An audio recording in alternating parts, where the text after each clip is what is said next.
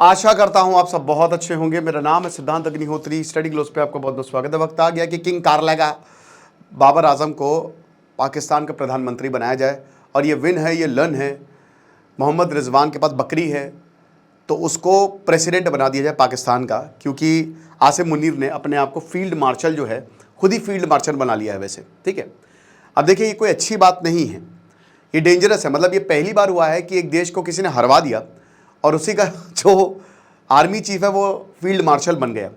तो हम बात करेंगे दोस्तों इसकी बहुत अच्छे से डिटेल में, लेकिन उससे पहले दोस्तों हम बात करने वाले हैं हमारा शानदार कंबाइंड एनसीईआरटी का कोर्स, जिसमें मैंने हिस्ट्री, ज्योग्राफी, पॉलिटी और इकोनॉमी पढ़ाई है। 1 साल की वैलिडिटी है दोस्तों।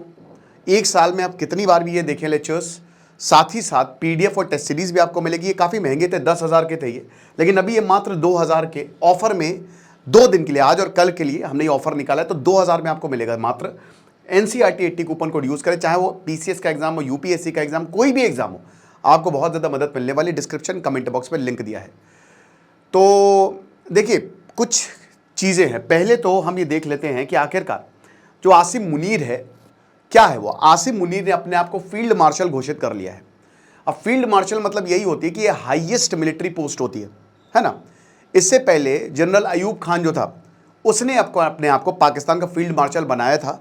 लेकिन दोस्तों यहाँ पे एक पॉइंट है, भले ही अयूब खान ने अपने आप को, उसने खुद ही बनाया था 1958 में, जनरल अयूब खान ने तख्ता पलट किया था, लेकिन यहाँ उसने वो डे टू डे काम में नहीं था। मतलब एक तरीके से उसने प्रेसिडेंट भी अपने आप को बना लिया था, और जो आर्मी चीफ है उसने अलग किसी इंसान को बनाया था, आपको बता दूं। लेकिन आसिम मुनीर जो है उसने अपने आप को फील्ड मार्शल बनाया है और वो आर्मी का चीफ भी बरकरार है। और आपको पता है कि 2025 में उसकी रिटायरमेंट होनी थी, इसी वजह से इमरान खान को नाप दिया था। अब 2025 में रिटायरमेंट तो हुई नहीं, ऊपर से इसने अपना टेन्योर, संविधान में बदलाव करके अपना टेन्योर बढ़ा लिया है। अब इसकी रिटायरमेंट 2027 में होगी। लेकिन दोस्तों इसमें पता है होने क्या वाला है, मैं आपको 3-4 चीज़ें बताता हूँ। सबसे पहली चीज़ जो होने वाली है आसिम मुनीर के साथ, वो है डिक्टेटरशिप। ठीक है, आसिम मुनीर जो है, आप मान के चलिए ये पाकिस्तान का तख्ता पलट, साल के अंत तक पाकिस्तान जो है वो अंधकार में जाने वाला है। अभी एक रिपोर्ट आई है दोस्तों कि पाकिस्तान में करोड़ों लोग भुखमरी के कगार पे हैं, वो भी मैं लेक्चर कर रहा हूँ, अभी थोड़ी देर में अपलोड हो जाएगा। तो पाकिस्तान में तख्ता पलट होगा। ये आसिम मुनीर की सोची समझी साजिश थी। आसिम मुनीर को पता था कि कुछ भी करके मुझे अपनी सत्ता बचानी है, अपनी कुर्सी बचानी है।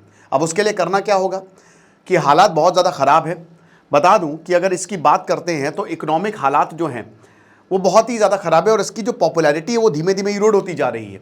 इमरान खान का सपोर्ट बेस जो है वो बढ़ता जा रहा था, तो इसको पता था कि लोगों को पैसिफाई करना है।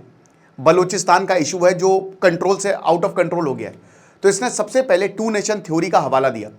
इसने पाकिस्तानियों को वही बोला जो उनको सबसे ज़्यादा पसंद है कि बच्चों को बचाओ, 2 नेशन थ्योरी के बारे में बताओ कि मुस्लिम्स जो है वो कितने आगे, इस तरीके की उसने बातें की।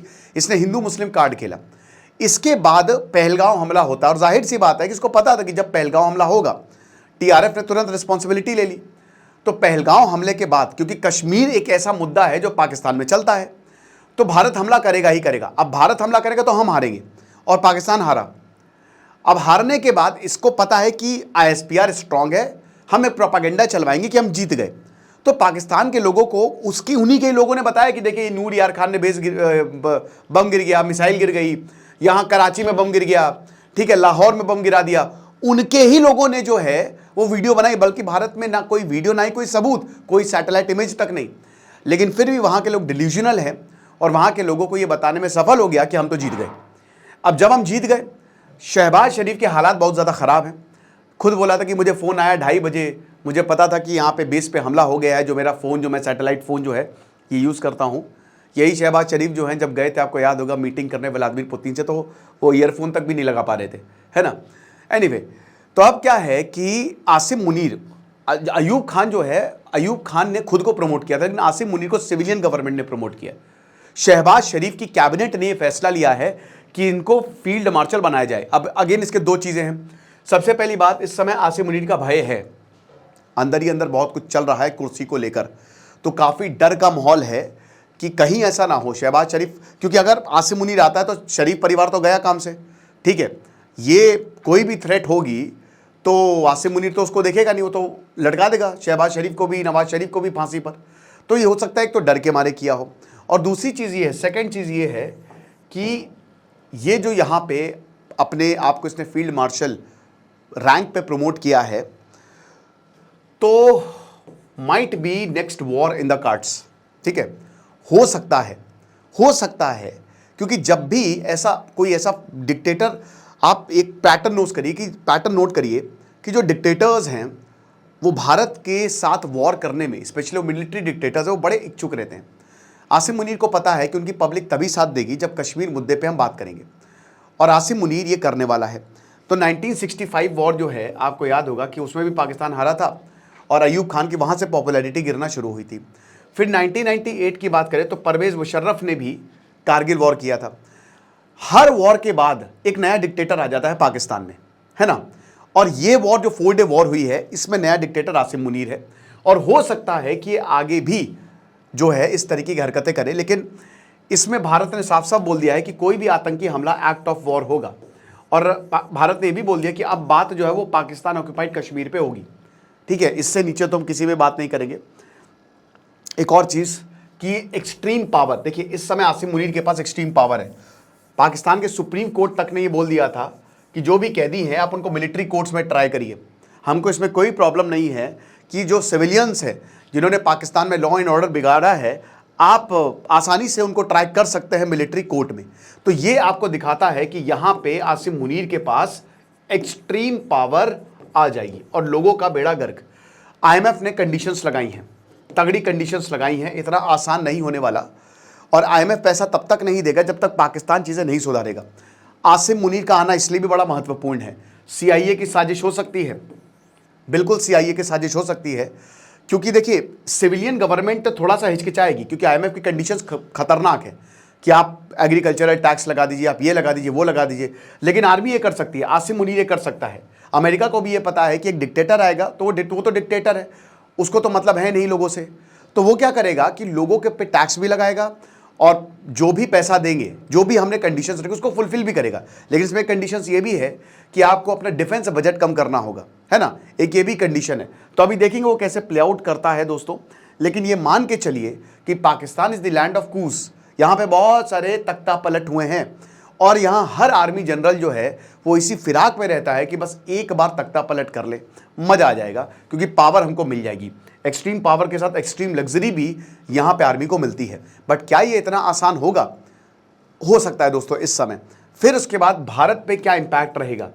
एक ये बहुत बड़ी बात है कि इसने अपने आप को फील्ड मार्शल तो बना लिया, इंडिया पे क्या इंपैक्ट रहेगा? देखिए आप बांग्लादेश को समझिए, बांग्लादेश में इस समय क्या हो रहा है, लाल मोनिरहाट पे चाइना एयरवेज बना रहा है।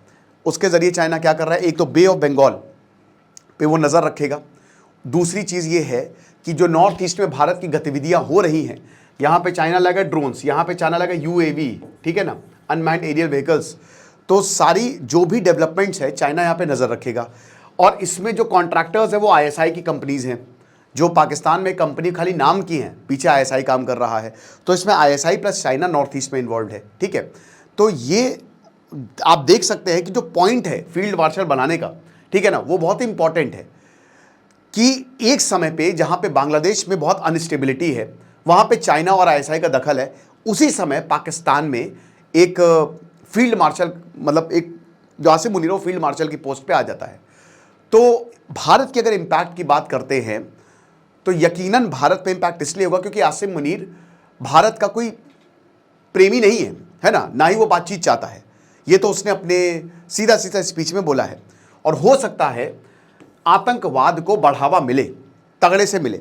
लश्कर के लोग मारे जा रहे हैं, आतंकी मारे जा रहे हैं, भारतीय ठोक रहे हैं जाके, ठीक है। भारत देखिए वो प्लॉजिबल डिनाइबिलिटी है, लेकिन अननोन गनमैन जो है वहाँ पे ठोक रहे हैं। अभी लश्कर का को-फाउंडर मार दिया गया, मतलब मार क्या दिया गया, वो हॉस्पिटल में मरी जाएगा।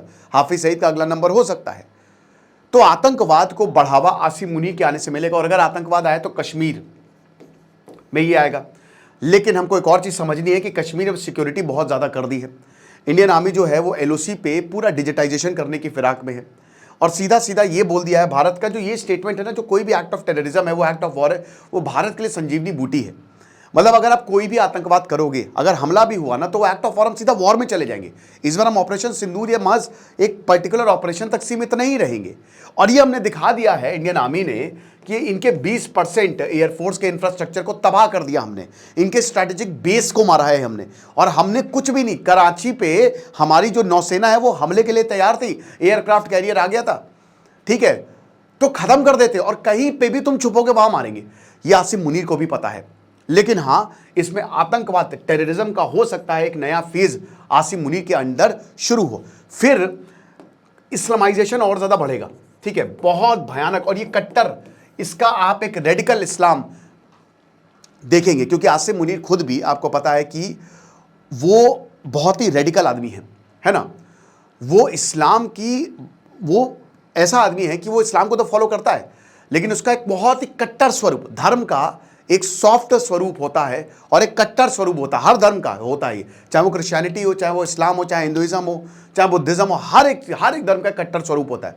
तो आसिम मुनीर उस कट्टर स्वरूप को फॉलो करता है, ठीक है ना। और कट्टर स्वरूप को फॉलो, इससे पहले जनरल जियाउल हक था, ठीक है, उसने पूरे पाकिस्तान का इस्लामाइजेशन कर दिया था। और यहां पे नया इस्लामाइजेशन जो है वो आसिम मुनीर करेगा, ये आप मान के चलिए। तो ये है, लेकिन इसमें बड़ी बात कि आसिम मुनीर को आखिरकार फील्ड मार्शल प्रमोशन मिला क्यों?